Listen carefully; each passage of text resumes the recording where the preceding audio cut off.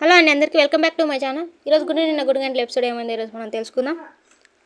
నిన్న బాలుకి అది గిల్టీ నగలని తెలవడంతో చాలా కోపంగా ఇంట్లోకి వెళ్తూ ఉంటే, ఎందుకండి మీరు అంత కోపంగా ఉగ్ర నరసింహమూర్తిలా ఊగిపోతే ఎలా? అమ్మమ్మ గారు వెళ్ళేదాకా ఏ గొడవ చేయనని నాకు మాట ఇచ్చారు కదా, కొంచెం కోపం తగ్గించుకోండి. నేను కోపాన్ని ఆపుకోవడం అంటే అగ్నిపర్వతం మీద మూత పెట్టినట్టే. అయినా బామ్మ సంతోషం కోసం తప్పటం లేదు అంతే. సరే పద ఇంట్లోకి వెళ్దాం. ఏమండి చూసారా మామయ్య గారు ఎంత ఆనందంగా ఉన్నారో? ఇప్పుడు మీరు గొడవ పడితే ఆయన ఎంత బాధపడతారు అసలు అని చెప్పడంతో వాళ్ళు కొద్దిగా కూలై, నానా నువ్వు ఈ పనులన్నీ నువ్వెందుకు చేస్తున్నావు? ఎప్పుడు పిల్లలు పుట్టినరోజులే చేశానురా, ఇప్పుడు అమ్మ పుట్టినరోజురా, ఆనందమే కదా, రండి రండి ఇంట్లోకి వెళ్దాం అని చెప్పి ముగ్గురు కలిసి ఇంట్లోకి వెళ్తారు. ఇంతలో రవి, అన్నయ్య ఎక్కడికి వెళ్ళారు అన్నయ్య మీరు అని అడగడంతో బాలు, ప్రపంచంలో ఉన్న కుళ్ళును చూసి రావడానికి రా అని చెప్తాడు. దాంతో ప్రభావతి వాళ్ళు షాక్ అవుతారు. జ్ఞానం పాలు పొంగినట్టు పోయిందిరా, ఏంటన్నయ్య ప్రసంగించినట్టు అలా చెప్తున్నావు?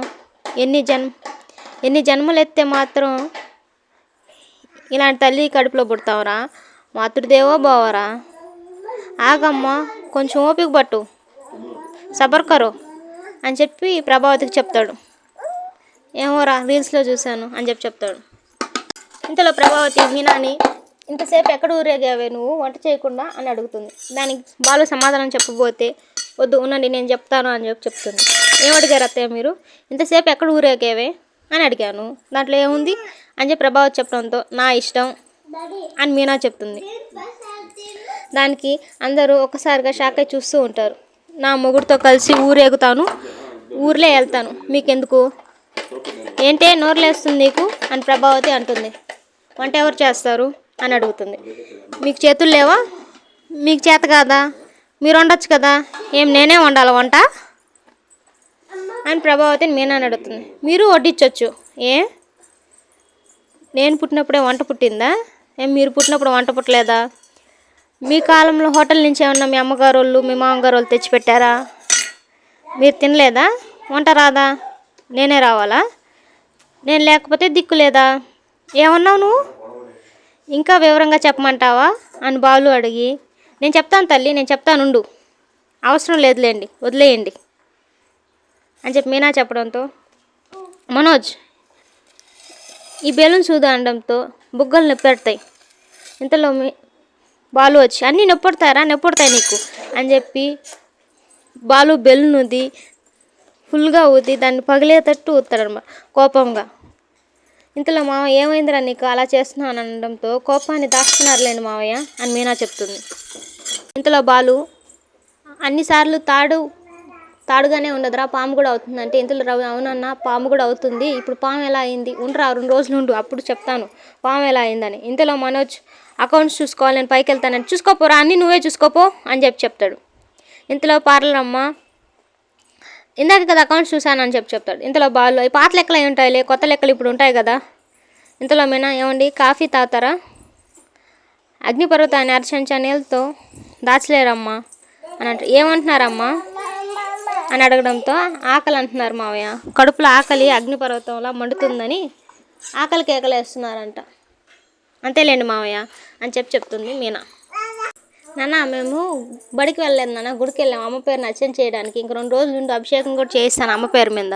ఏమైందే వాడికంటే, ఉండండి 2 రోజుల తర్వాత చెప్తాను అంటున్నారు కదా, ఉండండి మీ ఇద్దరు కామ్గా అని చెప్పడంతో, ఇంతలో రవి, వద్దా నీకేమన్నా వంటలో నేను సహాయం చేయను అంటే, బాగా మండుతుంది రవి, నేనే వంట పెడతాను, నేనే వంట చేస్తానులే, నువ్వేం సహాయం చేయక్కర్లేదులే అంటూ మీనా వెళ్ళిపోతుంది. ఇంతలో ఊరి నుంచి చింటూ ఫోన్ చేసి, అమ్మ నేను నీతో మాట్లాడాలని అడిగితే నీకు ఫోన్ చేసి ఇచ్చింది. సరే నాన్న ఎలా ఉన్నావు? నేను బాగున్నానమ్మా, నువ్వెలా ఉన్నావు, ఎప్పుడు ఇంటికి వస్తావు అవన్నీ అడగడంతో, సరే చింటూ నేను ఉంటాను, ఇలా నన్ను ఇబ్బంది పెట్టకమ్మా అని చెప్పి ఫోన్ పెట్టేస్తుంది. మనోజ్ వస్తాడు. ఎవరితో నువ్వు మాట్లాడుతున్నావు అంటే, నా ఫ్రెండ్తో మాట్లాడుతున్నానులే, ఇప్పుడేంటి అని అడగడంతో, బంగారం బుజ్జి కన్నా అంటున్నావేంటి అని అడగడంతో, తన పేరు బుజ్జిలే అని చెప్పి మనోజ్కి చెప్తుంది. మేమంతా బుజ్జి కన్నా అని పిలుస్తుంటావులే అమ్మాయిని. బుజ్జా, అదేం పేరు అది, చిన్నపిల్లలు లేదా ముసలాల పేరులాగుందే, దాని పేరు బుజ్జే, మేమంతా బుజ్జి కన్నా అని పిలుస్తుంటాంలే అంతే అని చెప్తుంది. నన్ను ఇంతవరకు బంగారం బుజ్జి కన్నా అని ఎప్పుడు పిలవలేదే నువ్వు? పిలుస్తాను, దానికి ఉంది ఒకరోజు. నీ పేరు మనోజ్ కదా, షార్ట్గా క్యూట్గా మను అని బావ అని నాకు నచ్చినట్టు మార్చి మార్చి పిలుస్తాను అని చెప్పి మనోజ్కి చెప్తూ ఉంటుంది రోహిణి. ఇప్పుడు నిన్ను బంగారం అంటాను. అమ్మమ్మ బర్త్డేకి మనం కూడా ఏదో ఒకటి ఇవ్వాలి కదా, మనం ఒక చీర కొనిద్దామని అని మనోజ్ వెళ్ళిపోతాడు అక్కడి నుంచి. ఇంతలో మీనా వాళ్ళ అమ్మగారికి ఫోన్ చేసి, పొద్దున్నే ఆయనకి ఫోన్ చేశాను, నువ్వు ఎందుకు తీయలేదు అనడంతో ఆయనతోటి బయట వెళ్ళాంలే, డెకరేషన్ పనులు చూసుకుంటున్నాంలే. ఏంటి డెకరేషన్ అనడంతో, ఇంట్లో ఒక ఫంక్షన్ ఉందమ్మా, రేపు అమ్మమ్మ గారి 75వ పుట్టినరోజు అమ్మా, ఊరి నుంచి వస్తున్నారు అనడంతో, అవును మీ మామయ్య గారు కూడా సాయంత్రం ఫోన్ చేసి ఇంటికి రమ్మన్నారు అని చెప్పడంతో మీనా కూడా ఆనందపడుతుంది.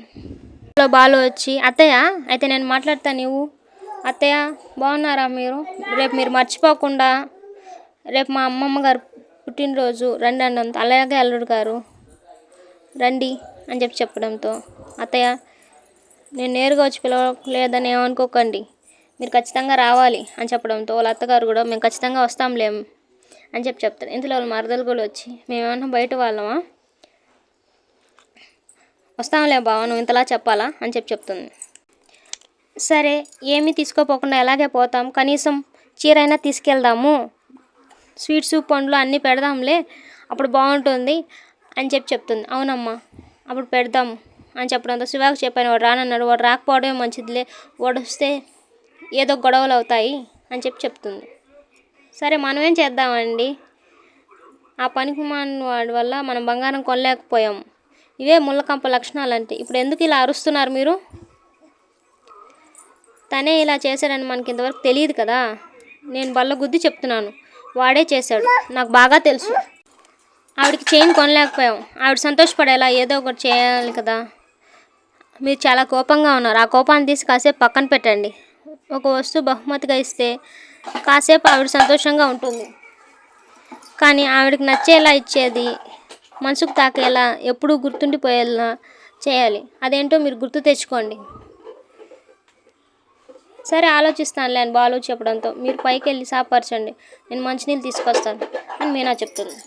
రేపు ఉదయాన్నే వాళ్ళ నాన్నమ్మని తీసుకురావడానికి వెళ్ళినప్పుడు, నీ మొహం ఎందుకు అలా మాడిపోయింది, నేను బస్టాండ్లో దిగినప్పటి నుంచి చూస్తున్నాను, నీ ముఖంలో అసలు కలే లేదు, సంతోషమే లేదు, నేను రావడానికి ఏమన్నా ఇష్టం లేదా అని బాలుని అడగడంతో, నిన్ను చూస్తే నా మనసులో ఉన్న దిగులంతా పోతుంది, నాకు తెలిసిన నా మనోడు చెంగుని ఎగురుతూ ఉంటాడు, రాత్రంతా ట్రిప్కి వెళ్ళి వచ్చాను, అందుకని నేను ఇలా ఉన్నానులే నానమ్మ అని చెప్తుంది.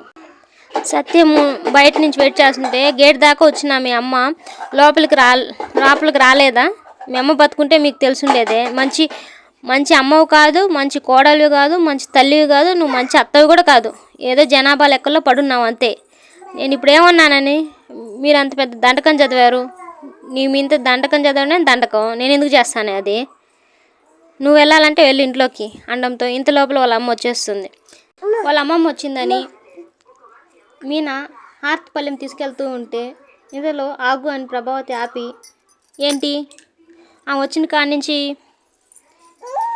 ఓ తెగ ప్రభావం చూపించేసి మమ్మల్ని చెడ్డవాళ్ళని చేద్దామని నీ ప్లాను, ఓ మీరు కనిపెట్టేశారా ఏంటే, ఎలా ఉంది ఒళ్ళు, నువ్వే పెద్ద కష్టపడి పనిచేస్తున్నట్టు ఆవిడకి కనిపించాలనే కదా ఇదంతా, అయ్యో అయినా కనిపెట్టేశారా, నిజంగా మీరు గొప్పవాళ్ళ అత్తయ్య అని అనడంతో, అత్తగారుల జాబితాలో ఆనిముత్యం మీరు, నువ్వేంటి మరి స్వాతిముత్యానివా అని ప్రభావతి అడుగుతుంది. హారతి రోహిణి శృతి ఇస్తారులే ఇచ్చేయి వాళ్ళకి, నువ్వేమి ఇవ్వక్కర్లేదు అని చెప్పడంతో వాళ్ళ నానమ్మ కనిపెట్టేస్తుంది. మీనా ఎక్కడరా అనడంతో బాలు చెప్పేస్తాడు, అది మధ్యలో కబ్జా అయింది, మీ నాన్న తయారు చేస్తుంటుంది అని చెప్పడంతో, అది నాకు తెలుసులేరా, ఇలాంటి అతను లేని ఎంతమంది చూడలేదు, ప్లీజ్ సబ్స్క్రైబ్ మై ఛానల్.